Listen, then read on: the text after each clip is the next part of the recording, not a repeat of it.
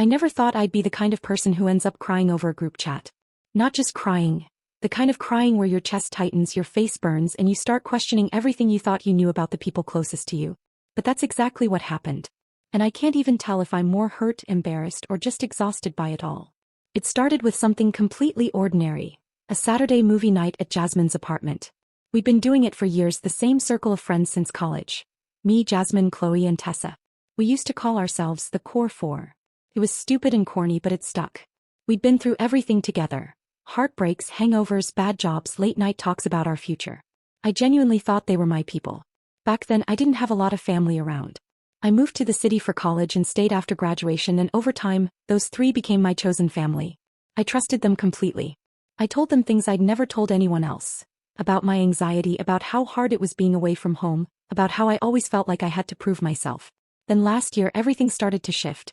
I lost my full-time job when the company I worked for went through layoffs. I tried to stay positive, telling everyone it was just temporary, but deep down I was terrified. I started freelancing, trying to build a small online business, but it was slow and unstable. I was working constantly, but since I was doing it from home, it didn't look like real work to them. At first, they were supportive, bringing wine, checking in, sending job listings.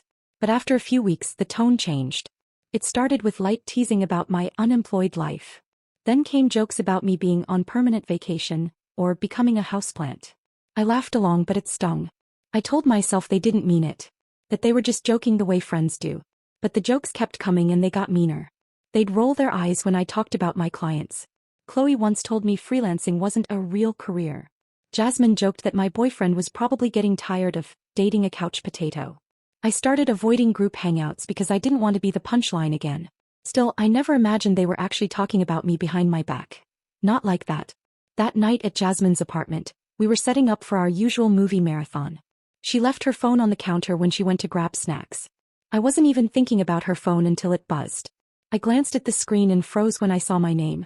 The preview said, "Did you see what she posted?" So cringe. At first I thought it was our regular group chat, but the icon was different. Same name, Core 4, but only 3 profile pictures. Mine wasn't there. It was like my brain short-circuited. I told myself I must be imagining it. Maybe it was an old chat, maybe I was misunderstanding. But curiosity, or maybe dread, took over. Before I could stop myself, I picked up the phone and opened it. The first thing I saw was a string of messages making fun of one of my Instagram posts. They were mocking the caption I'd written about working late and chasing my goals. Calling me dramatic. Pretending to quote me in over-the-top voices. And then I scrolled up. It wasn't just a few comments. It was months of messages, screenshots of my posts, my texts, even things I'd said in confidence. Every insecurity I'd ever admitted to them was there, turned into a joke. They'd called me pathetic, said I was obsessed with attention, that my freelance hustle was just code for lazy. There were threads about how I acted like a victim, how I always made everything about myself. My hands were shaking. My heart was pounding so hard it felt like it was echoing in my ears. I kept scrolling even though it hurt. I couldn't look away. There were even messages mocking my boyfriend, saying he must be too nice to dump me, or that he probably felt stuck. And then I saw one message that just broke me completely. "I honestly don't even like hanging out with her anymore. It's exhausting pretending she's fine." I just stood there holding her phone, staring at those words like they weren't real. My throat felt tight, like I couldn't breathe. I didn't even hear Jasmine coming back until I felt her behind me. When she realized what I was looking at, she froze. Her face went pale, then defensive. I didn't yell. I couldn't. I felt too empty for anger. I just looked at her and asked why. Not loud, not crying, just that one word. Why? She started stumbling over excuses, but I couldn't process them. The walls felt like they were closing in. I put her phone down and walked out. I didn't grab my jacket, I didn't say goodbye, I didn't even remember driving home. That night I cried until I couldn't anymore. The kind of crying that leaves your eyes raw and your chest aching. I kept seeing those messages in my head. I reread some of our old group chat messages on my phone, the friendly ones, and suddenly they felt fake, like there had been a second meaning behind every word. For the next few days I went completely silent. I didn't text them back. I didn't answer calls. Chloe sent me a dozen messages asking if I was okay, pretending like nothing was wrong. Then Jasmine texted asking if I'd looked through something I shouldn't have. That almost made me laugh through the tears, as if I was the one who'd done something wrong. A week later, Chloe showed up at my apartment unannounced. She started with how I was overreacting, how the chat was just a space to vent. That everyone needs to let off steam. That made my stomach twist. They weren't venting, they were tearing me apart. I asked if she'd been part of it from the beginning. She didn't answer. After that, I blocked her number. Then Tessa messaged me apologizing, saying she didn't mean to hurt me, and that she only joined in because the others did. It didn't make me feel better. If anything, it made it worse.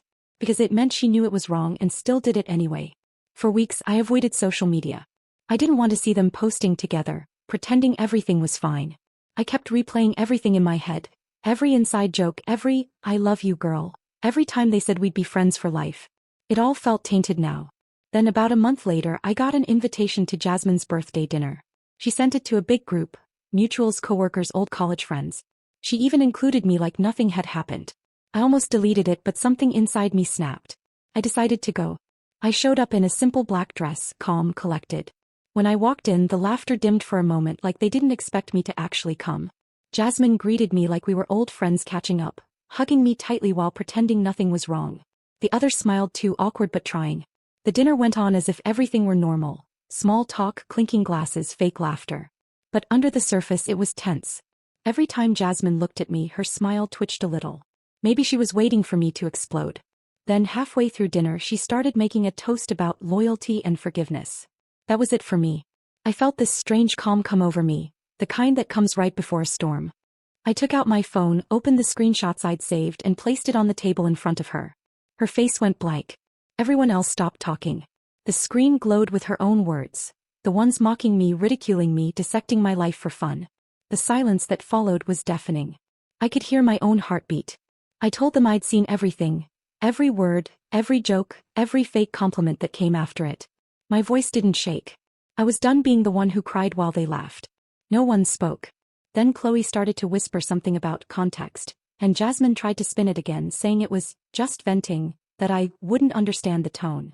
I told them tone doesn't change the meaning of cruelty. That they made me question my own worth for months. Tori was crying. Chloe couldn't meet my eyes.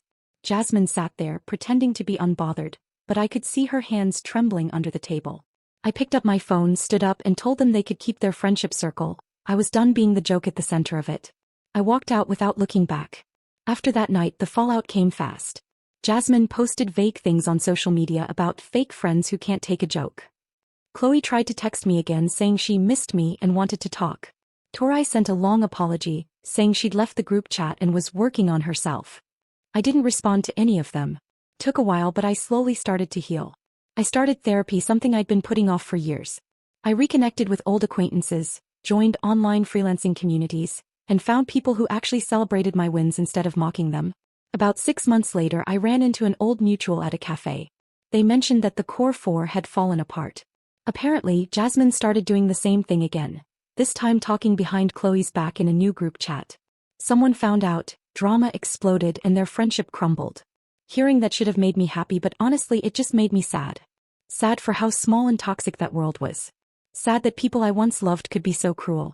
Now, a year later, I can finally say I'm okay. Not magically healed, but stronger. I still get nervous trusting people sometimes, still overthink messages, still flinch a little when I hear laughter that feels too sharp. But I'm learning. I keep those screenshots in a hidden folder. Not because I need proof anymore, but because they remind me what ignoring red flags costs. They remind me to listen to my gut next time. Sometimes I still scroll through old photos of us. The brunches, the trips, the matching bracelets we bought in college. I don't delete them. Those memories were real, even if the people weren't who I thought they were. But the version of me who stood in Jasmine's kitchen, holding that phone, crying over the words of people she trusted, she's gone. She grew into someone tougher, quieter, and a little lonelier maybe, but wiser. Now when I meet new people, I don't rush to trust them. I don't overshare. And I definitely don't ignore that quiet feeling in my stomach when something feels off. I learned the hard way that friendship isn't about who laughs with you. It's about who doesn't laugh at you when you're not around. So yeah, I found a secret group chat my friends had. About me. It broke me for a while. But now, it's probably the best thing that ever happened to me. Because losing fake friends gave me the space to find real peace.